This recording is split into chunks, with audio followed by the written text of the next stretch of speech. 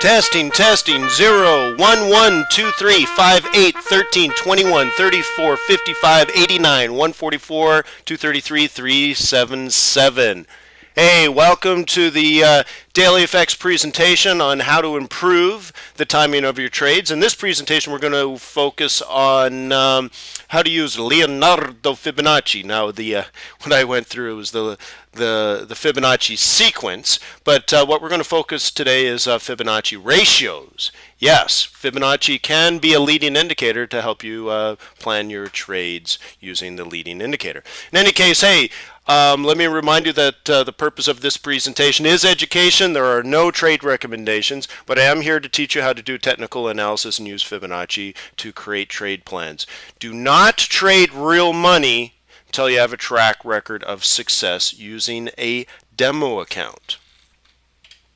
My name is Wayne McDonald. I'm the Chief Currency Coach of FXBootcamp.com. I'm also a Commodities Trading Advisor, which means the National Futures Association deems me an expert in fundamental and technical analysis. I can and legally am able to advise professional advisors like hedge funds, and I can certainly help amateur traders as well. My company is FXBootcamp.com. We provide live training and analysis as the market is moving. So it's all real time. We teach you how to create trade plans and trade setups and teach and teach and teach. No trade recommendations, but teach you how to think and trade on your own using sound, fundamental, and technical analysis. Also, a lot of the tactics that I'm going to go through in this presentation are also available on my book, which is on Amazon.com and is top seller in the Forex category. Now let's go over very quickly my chart setup.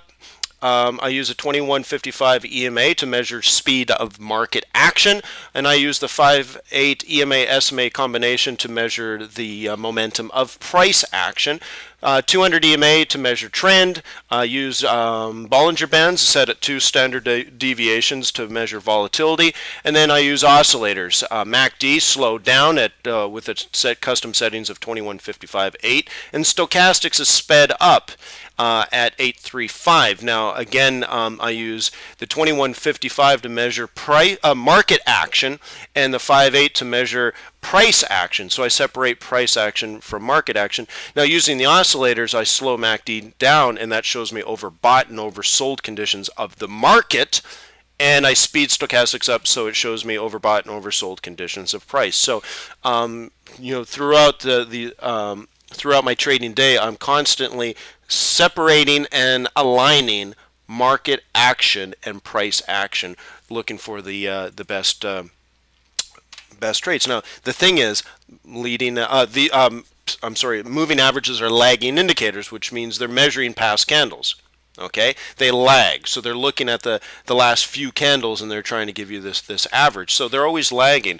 This is what a 2155 looks like. 21 is orange, 55 is blue, and like I said, they measure market. Okay, so it shows me for a while up here the market is up, and then it crosses down, and now technically speaking the market is down. In those situations, I'm looking for opportunities to short. Okay, now they are lagging. You can see the market had been falling quite some time before it technically was a down market. Okay, therefore I'm trying to also look for price action, and that's what the 5/8 represents to me, and it crosses all the time. Now remember, overall and generally speaking, when this was rising, the market was up, so I'm using the 5/8 to look at price action and go long when price action is also up. And then all of a sudden we get this double top and price action is down, and it wasn't until in here somewhere where the market technically was falling, but you can see price had been falling well before the market started to fall. And again, when I'm timing the entry of my trades, I'm looking for alignments of the two. So this was a little riskier, what I call centripetal momentum, and then once they're aligned, there's centrifugal momentum. So this is a much better trade than here, but both were very good. Okay. And that's what my charts would look like when you add oscillators and all the moving averages. So trend, market forces, price action. Okay, now the problem with moving averages is that they're lagging. Again, what I'm saying is they're measuring past price and time measurements. What happened in the past? Well, what happens in the past doesn't always necessarily tell you what's going to happen in the future. They just show you high probabilities, right? But they are a little slow. I mean, technically speaking, they're lagging. So what if we had a leading indicator?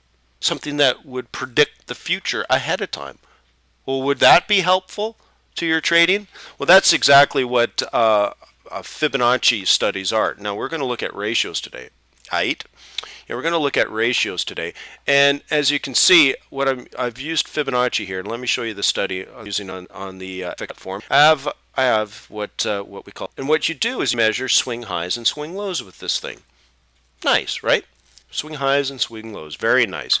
So we know by definition of an uptrend that price makes a high and then a higher low and then a higher high and then a higher low and then a higher high and then a higher low and a higher high and a higher low. Okay? Each time higher highs and higher lows. That's an uptrend. Well, what's interesting about this is that even when you're in an uptrend, price falls. Very interesting. Now, what Fibonacci is going to do is going to measure the distance from a new high from its old low. And what we're going to try to look at is what ratio is the new higher low going to be? How far back is this pullback? That's all Fibonacci is going to measure, okay? And you can anticipate how far it's going to fall. And we're going to look for these things, okay? We're going to look at the ratio between the new high and where the next low is going to be, and then the new high. And then you can guess on where the next new higher low is going to be, and so on and so forth. Well, this guess is an educated guess, and that's why it's a leading indicator. So even though price is just starting to fall way up here, so let's measure, okay, there's a bottom somewhere in here, right? And here's the new top. And what we're going to look at is how far back is price going to fall before it rises again, okay? And they're going to be educated guesses. And they're leading indicators because even though, let's say, price is still up here and you're expecting it to fall, you might be watching this line, and this line for likely places for price to find support. And in fact, you can see these lines here, okay? This is a 50% line. You see the double bottom? This is a 15-minute chart for Euro USD, and it's today. I didn't go back 1,000 years looking for a perfect trade setup. This just happened a couple hours ago, okay? So as price is falling down in here, you might still be bullish. And you're asking yourself, well, I wonder where it's going to bounce and head back up. Look at this. This is a 50% line. You get a double bottom on a 15-minute chart, and it's exactly 50%. 50% of what? The new high from the low, the previous low. And we're guessing on where the next low is going to be. Remember, it's an uptrend, so we're looking for a higher low. Well, if that's the old low, maybe this is going to be a new low. Well, how do you know it's going to be a new low? Well, you don't. But look, at 50%, it's exactly halfway, and then you get a double bottom, and then price suddenly is not making any lower lows and starts heading back up. Exactly 50%.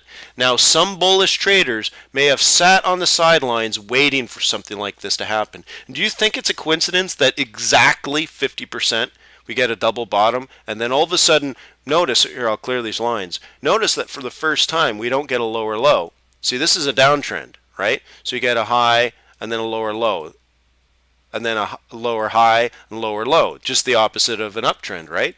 So here's an uptrend, and here's a little mini downtrend. Then we hit this 50% level, right? All of a sudden we don't get a lower low. Double bottom, right? And then all of a sudden we get a higher low. And then all of a sudden we get a higher high, higher low, higher high, and all of a sudden we're back into the uptrend. Isn't that interesting? Well, you could be trading both ways like a broken gate, up and down, you're all over the place. Or you could say, I'm a bull, and you trade this big move, and then you sit on the sidelines waiting for price to bounce somewhere, you know, and then of course right at the 50% level. That's a nice little fib level. So let's talk about what fib levels are important to me. Okay, the first one is 38.2%. Okay, and that's measured by this first line right here, a 382. Okay, and what's nice about the MT4 platform is that it actually labels it. So you can see it here, 38.2 is that first line. Okay, that's important. If price is in an uptrend, let's say, and it only comes down 38.2 and then starts heading up again, it's so strong that when price is falling, people start buying it up again and it starts moving up. You see what I mean? It's so strong that every little tiny pullback, all the bulls are jumping back in and buying more. That means it's really powerful. Now, what if it falls a lot? What if it falls way down and way down? Well, that means not many bulls are rebuying. Okay, and so what we're looking for is smaller pullbacks, mean higher highs. Now the next level is at 50%, so you can see the second line, and you can see over here it's 50%, 5.00. Okay, the third level that I think is important is 61, right? 0.8. A 618 Fibonacci retracement, 61.8%. That means price, if you measure the low to the new high, if price falls 61.8%, it would bounce here and then head back up. These are Fibonacci ratios. We're measuring ratios. 61.8, not 62, not 60, 61.8. I'm telling you, if you do this technical analysis, you'll be shocked how often this happens on various time frames from a 1 minute to a daily to a weekly chart. I see these levels being important. Okay, and you can use this in anticipation. You're looking for bounces like this. That's why it's a leading indicator. So maybe you cash out on the failure to make a higher high up in here, and then you fall, and you're like, you know what? I'm bullish on the Euro USD right now, so I don't want to short. So you don't short. That's called discipline to carry out your trade plans in the direction of your bias. I like that a lot. Okay? And then you're sitting around and you're like, I'm waiting for my next opportunity to buy. I'm not sure where it's going to be. And all of a sudden you get a double bottom, and it's precisely, look at the close of the real bodies of these candles. You see that? The wicks might have gone below 50%, but not one close of the real body candle. And these are 15-minute candles. So for for a full hour, we were at this held at this 50% line. It had up, and then again for another hour, we're at the 50% line. Okay, so 8 candles failed to break that 50% line and then headed up. Do you think anyone happened to be waiting around for that Fibonacci retracement? Very nice, huh? And then off it goes. Now it didn't go very high. It went to a Fibonacci extension. I just want to show you that this works in many, many, many ways. So let's go to let's do a different time. Okay. So again, what you do is you take a high and a low. Swing high or swing low. Okay. Let's move it to this double bottom. Okay. And I'll use real body. We'll do it that way. Okay. Good. Okay. So here's a high. And here's a low. So you're a bear, right? Are you a bear? Check this out. The new lower high, which is part of a downtrend, is exactly 38.2%. Exactly 38.2%. Then you get a 5-8 cross to the downside. Stochastics falls, MACD falls. So you got MACD down, you got stochastics down, you got the 5-8 down, and the current lower high, the current high is exactly 38.2% of the new low and the old high. Interesting, huh? But what if we go right into little things? What about that swing high? Look at this. I don't know if you can see. I'll have to zoom in. But there's the high, and there's the new lower low, and the new lower high is exactly 50%. And then the 5-8 crosses, Stokes crosses, and MACD crosses, maybe you trade. Okay, interesting. So you measure that new low now, with the old lower high, and guess what? Green pullback is a 50% to 618 retracement, and then it falls again. Okay, then you take this low, let's do it this way, this low, and the next lower high, and lo and behold, once again, 50% retracement right in there, and she falls. You see that? Right in here. So over and over and over again, price is down, it rises, and then it falls again. Okay?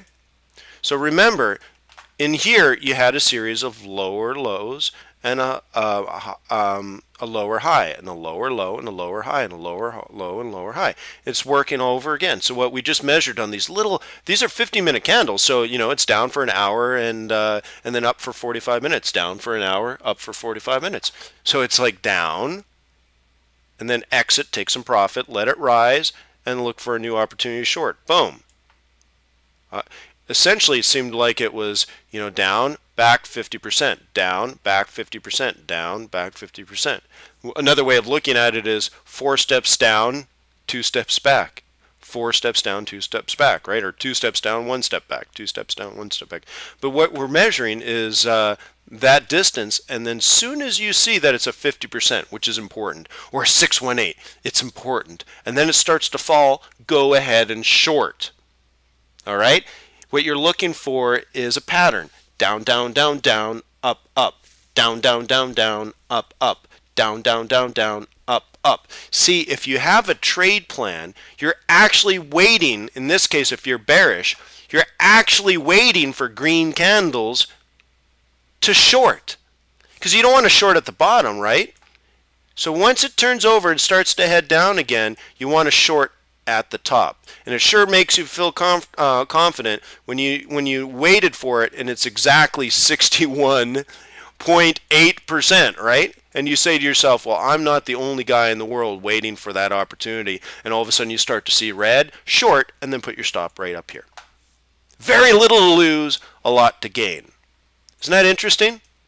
So, I don't know. Do you want to keep going? Remember, this is today. This is just today. I ain't making this up. This isn't smart here. This is just what happened today. How about this? Swing high, right? You can obviously see that's a lower high. Now remember, that lower high is 38.2% of this low and this high. So you already knew that that 5A cross and that Stokes cross and that MACD cross is going to put you short, right? So now you make a new lower low, and then it starts to rise again, right? So down, down, down, down, up, up. What I was saying to you, if you're a bear, you love the up, up part because you're looking to either enter a short on the up, up as soon as it starts to fall again, or enter a second trade and reload it, right? Add more to it. Keep adding more. It might be your strategy. Well, look at this. So you take the new low and the new high. Guess what? Look at that. Exactly 61.8. Not 62. Not 60. 61.8. And then the son of gun starts to fall in here and makes a lower low. That's just today's action on the pound dollar. I'm not picking out some weird pair, and this isn't from 3 weeks ago that I studied some chart and said, wow, there's a lot of Fibonacci ratios here. I wonder if I could use that as an educational tool and show the world how smart I am, but I couldn't possibly do it in real time. I do this all the time in real time. Okay, and what's interesting is this is just the Euro USD 15-minute chart from today. Just today. I mean, nothing special, nothing amazing, quite straightforward and almost boring. And we've measured, we've measured these big moves, this big move, but also all the little moves with inside of moves. Okay, all you have to do is line them up with your bias, whether you're a bull or a bear. It'll really help you on direction. Okay, isn't that neat? So I'll do another video on how to use extensions. I just wanted to show you how to use Fibonacci retracements. Remember, a leading indicator. So if you're a bull but price is falling, chill out and relax. Okay, chill out and relax. Because if you're a bull and price is falling, if you use Fibonacci ratios, maybe a great, fantastic opportunity to go long is nearby. Use your Fibonacci to measure the swing high and the last low and look at those ratios. Okay, the thing that I look for the most, the thing that I'm looking for the most is any entry between a 382 and 618. So what I'll do is I'll draw a little circle in here. 382, 50%, 618, my absolute favorites. And once I see price sort of get rejected at those levels, and then start to, in this case in a downtrend, start to turn red again, boom, pull the trigger, put a stop right above that swing, and hope and pray that I'm right. But in that case, I'm using sound technical analysis to enter my trade in the direction of my bias using a leading indicator, and then I can go and reconfirm all these things. You'll see that the moving averages and oscillators will also confirm that. So in that case, I'm not guaranteed anything, am I? But I know that I'm using a leading indicator and Fibonacci ratios to set up a trade in my direction, and then very often it's confirmed by lagging indicators like oscillators and moving averages anyways. And my level of confidence is high, and since I'm entering my trades very at logical areas and protecting them with stops that are very nearby, you know what? I'm entering very solid trade plans and risking very little because my stops are fairly close. And now that once your trade is in, guess what? The place, or depending on what your Fibonacci retracement ratio was, you can also use Fibonacci to find where your exit is going to be in the future. Yeah, you can actually predict your profit target based on what Fibonacci pullback you were received on the retracement, how far back the ratio was. There is a different profit target for a 382 Fibonacci retracement than a 618. So I'll cover that in another video. In any case, my name is Wayne McDonald. I'm the Chief Currency Coach of FXBootcamp.com. This was a presentation for the daily FX audience on how to improve the timing of your trades.